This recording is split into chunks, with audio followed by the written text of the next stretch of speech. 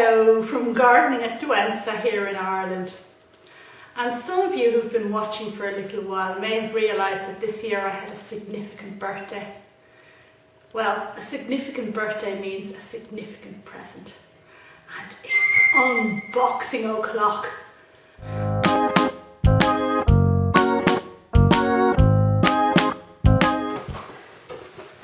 So, lots of stuff. And the way Schwerter wrap things is always excellent. Look at this, everything on sticks. Wow, I can't wait to get dug in there. I bought a lot of plants that are new to try something different, and a lot of really fabulous ones.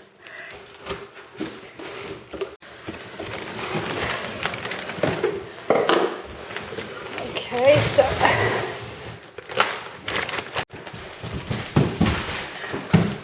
right, here we go.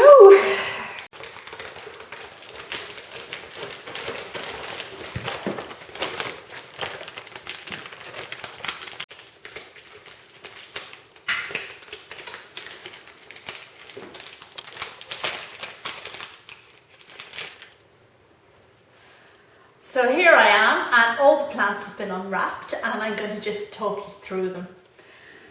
Oh, I don't even know where to start, but we'll start over here on the left. And I said I got a few things that were new to me, and one of them is this Dendrobium. Now this is a Latouria type Dendrobium, and it's a cross between two Latouria species, aberrans and poly something or other. I'll put the name up on the screen. This is a flowering size, blooming size plant, and it does look like it from what I can see. I need to pop that on. Next thing I got was a Laelia, aurea. Also blooming size, but look at this tiny little fellow. This is lovely sprays of small yellow flowers. Now I'm not sure if I'm going to keep it on the mount or not. In fact, I was very surprised to find it. I was kind of pulling it out. I knew it was something inorganic in there, so I wasn't at all careful, but it seems to have survived the ordeal. Right, next up we have an Encyclia cordigera, the alba form. And this is also beautifully scented and flowering size, and I'm very happy with that. They're small plants, so I believe well that that is flowering size. Next new one for me is this little one, and look, it has a spike. We can see it. Now this is Aerangis citrata. I'll put the name up on the screen again, but it has pendulant flowers that droop down, and it's kind of a little cutie. I'm very pleased about that.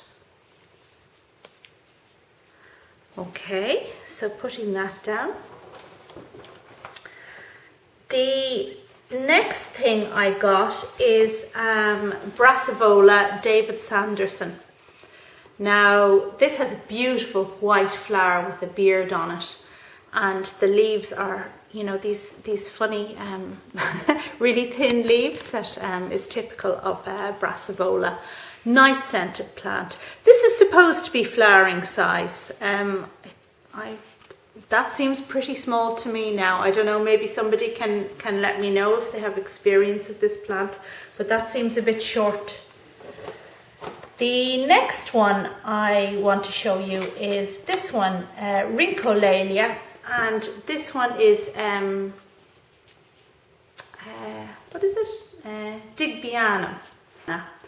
And it's supposedly flowering size. Now you may ask why I bothered to get this when I already have the Gulf Green Hair Pig. But the truth is that the Gulf Green Hair Pig never threw up a new growth this year, so I was a bit concerned about it. Now this is a parent of the Gulf Green Hair Pig, so I thought I'd buy one that was flowering size to make sure that I have these flowers sooner or later. But I just want to show you something. Here's my Gulf Green Hair Pig on the left, which is supposedly a small plant. And here on the right is one of its parents, which is supposedly flowering size. Now, I think there's something missed there. But anyway, so that's that one. The next plant along is a Stanhopea. Now, I got this as one of Schwerter's deals. They have this plant for €4.95. Now, that's a fantastic deal. €4.95, what can you get for that? 2 cups of coffee maybe? Or a Stanhopea. It's supposed to be flowering size, so I think it's a bit short, but for €4.95, I'm not going to complain. Next we're going to have this one. This is the Cattleya, a species 1 leopoldii. Leopoldii. Also supposedly flowering size. It might be. But anyway, this is gorgeous brownish flowers, and I'm really looking forward to seeing these. Next over is the last of the flowering size plants, and it's this one here, and this is called Galeandra. Now, this is one that goes dormant in winter in the same way that Catasetums do, and I thought I'd give it a try. So as far as I can ascertain, it doesn't have male-female flowers in the same way that Catasetum does, but it does the whole dormancy thing. So I'm going to try this, and it means watering more than once a week in spring, but let's give it a go. So since I have one of those, I also went for a second one. And this is a cross. It's a cross between Catasetum and what's that other species? Cycnoches. That's right. And this is a year off flowering size. A plant that goes dormant in winter, and you need to let up with watering then. But the really cool thing about this plant, besides the shape of it, look at that. The way it goes in there and the big leaves coming out, I think it's really gorgeous. Anyway, the really cool thing about this is that the plants are unisex. So mostly plants are hermaphrodite, they have male and female parts. But this is unisex. So the plant, when it wakes up from dormancy, will decide whether this year it's going to be male or female. And what every grower wants is the male flowers, because the male flowers are much more beautiful than the female ones. They have pollen which can shoot out, which is all a bit of a fun thing, but the male flowers are definitely more attractive. So what you need to do to get the male flowers is to give the plant slightly less light. So I'm going to aim for oncidium type light with this plant, and we'll see how I do. And then the last 2 things I got were this one. This is an Epidendrum, and it's a year off flowering size. But this one has yellow flowers, and when I saw the picture of it, it was just amazing.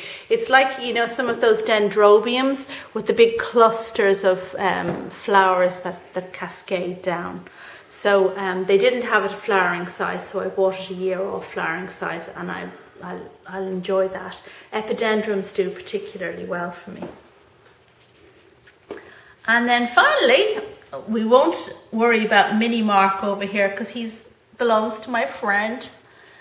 The last plant is a kind of Cattleya Epidendrum cross called Gold Coast.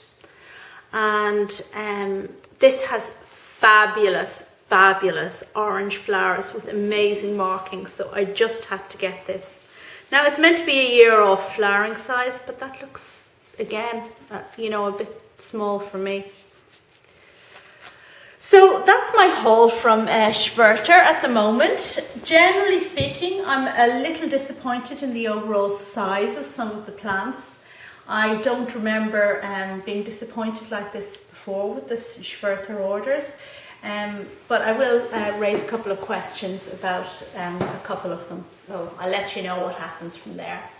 But I'm very pleased with my choices, and I'm really looking forward to trying out some of these new plants and seeing how I do with them.